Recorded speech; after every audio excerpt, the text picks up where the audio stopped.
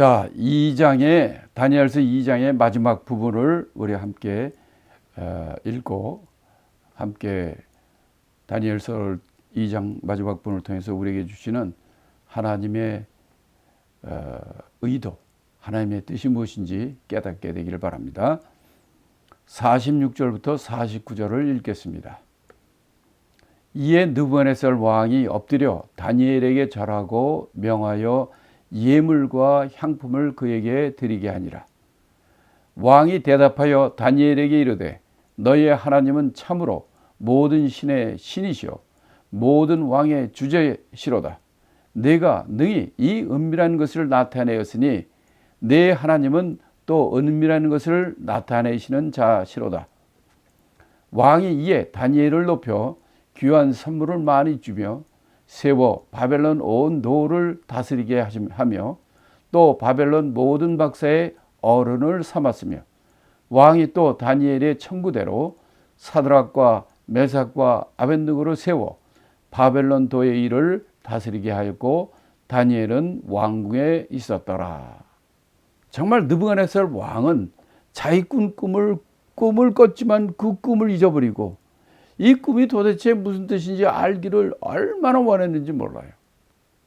근데 다니엘이 17살, 18살 청소년, 이 젊은 어린애가 이렇게 아주 명쾌하게 정말 확실하게 이걸 얘기해 주니까 얼마나 놀랐겠어요. 그래서 오늘 46절에 보니까 이렇게 얘기합니다.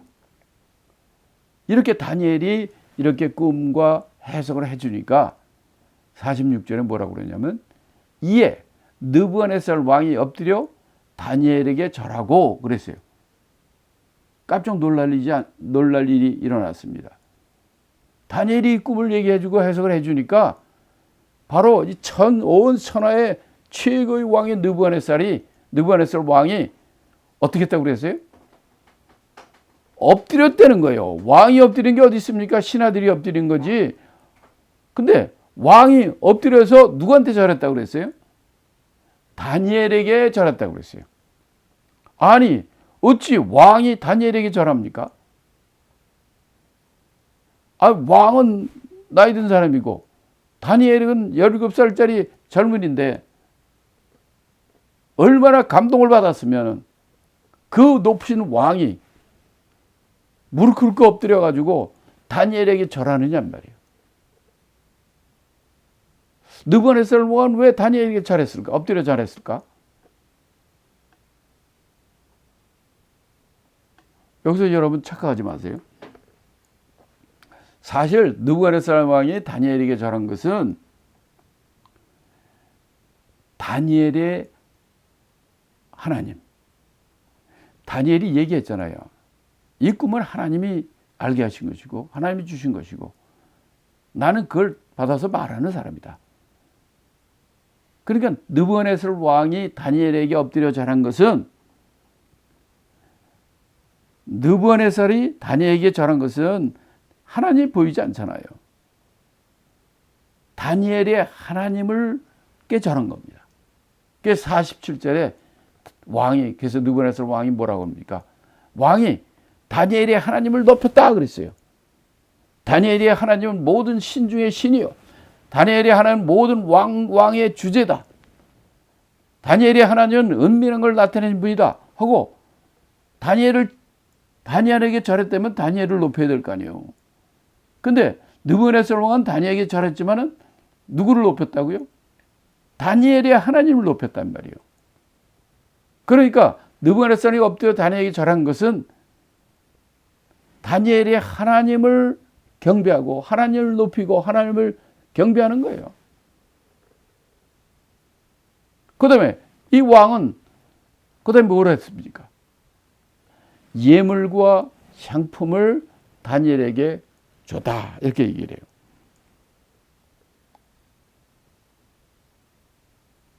정말 그 느부갓네살 왕은 그 당시에 그 다니엘이 그런 얘기를 하는 걸 보고 와 너무나 감동받으니까 다니엘에게 엎드려 절했지만은 그 진짜 뜻은 다니엘이 하나님을 높였다는 것을 잊지 마셔야 됩니다. 이렇게 우리 모든 일 가운데 여러분을 만드시고 여러분의 부모님을 만드시고 여러분의 교회를 이끌어 가시고 하는 하나님, 예수님을 높이는 그런 자가 되셔야 되는 거예요. 그 다음에 어떤 일이 벌어졌습니까? 48절, 49절에 보면 왕이 그 다음에 뭐 했다고 그랬냐면 다니엘을 높였다 그랬어요. 어느 정도로 높였냐? 바벨론 온 도를, 미국으로 말하면 미국에 50개 스테이트가 있잖아요. 50개 주. 그 50개 주를 다 통치하는 그런 사람으로 세운 거예요. 또 그것만 한 게 아니에요. 또 다니엘을 바벨론의 모든 박사의 어른으로 삼았다 그랬어요. 그게 박사장이에요. 박사장. 박사들의 최고. 박사장으로 삼았어요. 이때 나이가 17살입니다. 어찌 이런 일이 가능한가? 바벨론의 온 스테이트를 다 다스리는 프라임 미니스터가 되고 또 바벨론의 모든 박사, 에듀케이션, 이 교육, 에듀케이션과 이 모든 그 당시에는 이 옛날이기 때문에 옛날에는 이 박사들이 하는 일이 굉장히 많습니다. 그러니까 다니엘은 이 꿈 하나로 말미암아 이 꿈을 아는 그거로 말미암아 프라임 미니스터가 되고 그 다음에 이 박사들 최고의 이 박사들을 다스리는 최고의 위치에 그걸 가지고 그가 살게 된 거예요. 뭐 때문에? 바로 이 꿈을 알기 때문에. 그럼 다니엘은 이 꿈을 어떻게 알았을까요? 우리 1장에서 배웠잖아요. 1장에서. 어떤 사건이? 그 왕실학교에 합격해가지고 거기서 왕이 주는 음식과 포도주를 다 공급하는데 다니엘과 이 세 친구만은 그걸 먹지 않겠다고 얘기함으로 그리고 어떤 어려움이 있어도 바로 하나님을 섬기는 그 일이 최고로 생각했기 때문에 내가 죽더라도 왕의 음식과 이걸 먹지 않겠다. 이걸 하나님이 보신 거예요. 그래서 다니엘에게 꿈과 몽상, 꿈과 꿈을 아는 이런 특별한 재능, 은사를 줬다는 거예요. 줬다고 1장에서 얘기하지 않습니까? 바로 하나님은 여러분들도 똑같은 거예요. 여러분들이 많은 이 생활 중에, 신앙생활 중에 정말 하나님을 감동시키고 하나님 보시기에 이야 정말 너는 정말 기가 막히게 믿음이 좋구나. 그 수많은 사람 중에 다니엘 같은 그 믿음의 행동을 보고 믿음의 그 열매를 믿음의 그 생활을 보고 하나님께 그에게 이렇게 특별한 은사를 주는 것처럼 그로 말미암아 다니엘이 포로로 바벨론에 잡혀갔지만 그 바벨론의 그 포로 노예 생활을 해야 될 그가 바벨론에서 왕 다음으로 제일 높은 그런 권세를 갖고 최고의 높은 자리에서 바로 이 느부갓네살 왕도 하나님께 돌아오게 하는 놀라운 일을 벌이고 그뿐만 아니라 그는 선지자로서 하나님의 하나님의 선지서를 쓰고 하나님의 일을 했을 뿐만 아니라 이 세상에 있는 바벨론, 메데, 파서 이 세 나라에 걸쳐서도 높은 총리와 높은 위치에서 하나님을 전하고 하나님의 인정받는 그런 귀한 사람으로 그가 살게 된 겁니다. 저는 여러분들도 정말 이 하나님을 감동시키는 것, 예수님 눈물 짓게 만드는 그 감동스러운 여러분의 믿음 하나가 여러분의 생애를 다 바꿀 수가 있습니다. 다니엘이 거기 포로로 잡혀갔을 때는 그의 앞에는 비전이 없어요. 꿈이 없습니다. 평생 노예로 사는 그런 사람이었지만 그가 믿음을 지키고 하나님을 자기 목숨보다 더 사랑하고 그렇게 나가니까 하나님께서 그에게 지혜와 은사와 재능을 주시니까 바벨론 나라를 다스리는 총리가 될 뿐만 아니라 박사장으로서 이렇게 성경에 기록되는 놀라운 축복의 사람이 된 것입니다. 저는 여러분들이 이렇게 하나님을 감동시키고 예수님을 감동시키는 그런 믿음의 사람이 되기를 예수님을 축원합니다. 또 여기 또 하나 더 중요한 게 49절에 나와요. 49절 마지막 절에 보면 뭐라고 그랬냐면 다니엘이 그 다음에 뭘 했느냐. 다니엘이 왕에게 청구했어요. 뭐를 청했어요? 어떤 일을 청했느냐? 딴 거 아니에요. 자기와 함께 이 왕의 음식이나 포도주 이런 걸 먹지 않고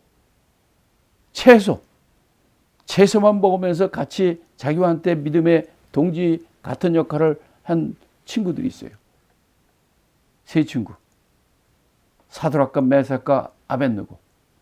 이 세 친구를 왕한테 청구합니다. 나와 함께 이렇게 같은 이 친구들을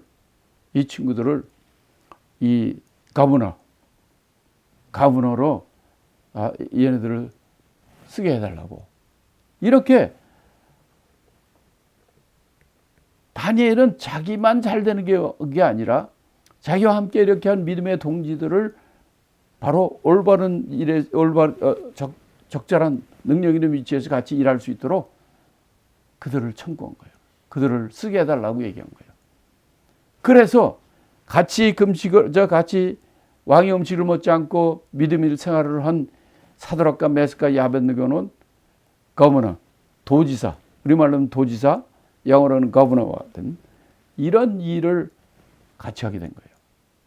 다니엘은 이 스테이트의 모든 거버너들을 다스리고 그들을 통치하는 그런 총리, 프라임 미니스터가 된 거죠. 그래서 마지막 말이 뭐라고 되면 다니엘은 왕궁에 있게 됩니다. 다니엘이 왕궁에 있게 됐다는 게 무슨 뜻일까요? 다니엘이 왕궁에 있다. 그러면 다른 세 친구는 어디에 있을까요? 왕궁에 있습니까? 아니죠. 사드락과 메삭과 아벳느고는 뭐가 됐다고 그랬어요? 가브나가 됐어요. 도지사가 됐어요. 예를 들어서 바벨론만 해도 120개가 넘는 많은 도들이 있습니다. 스테이트들이 있어요.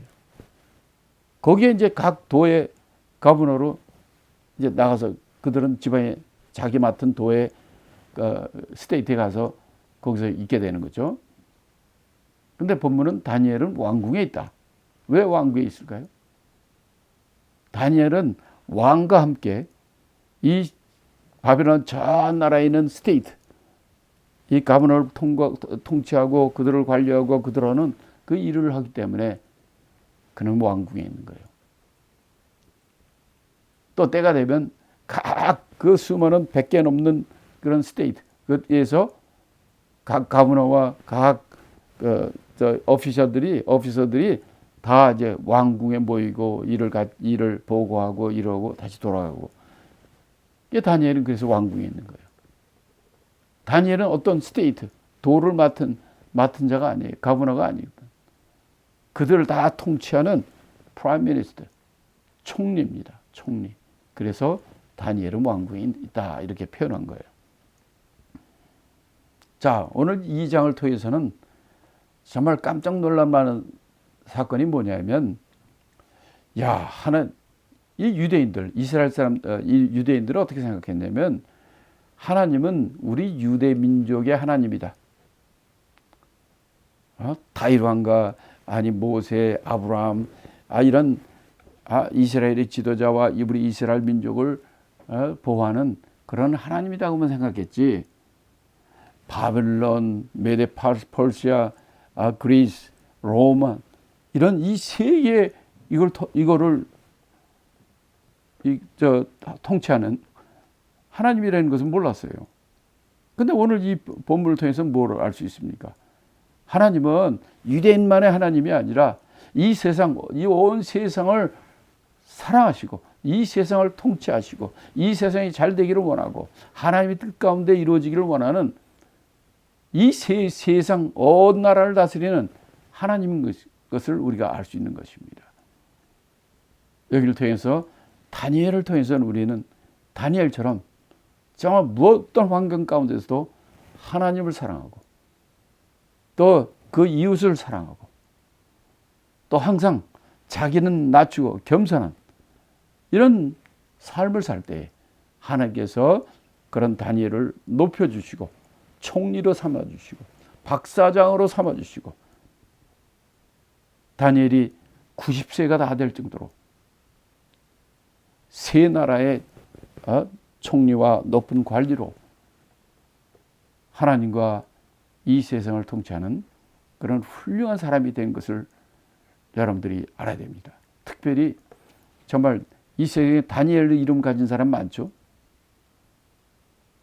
다니엘 이름을 가진 사람들은 이번 기회에 이 다니엘서를 통해서 정말 우리가 성경에 나온 다니엘처럼 그런 사람이 되리라 결심하는 여러분이 되기를 예수 이름으로 축복합니다.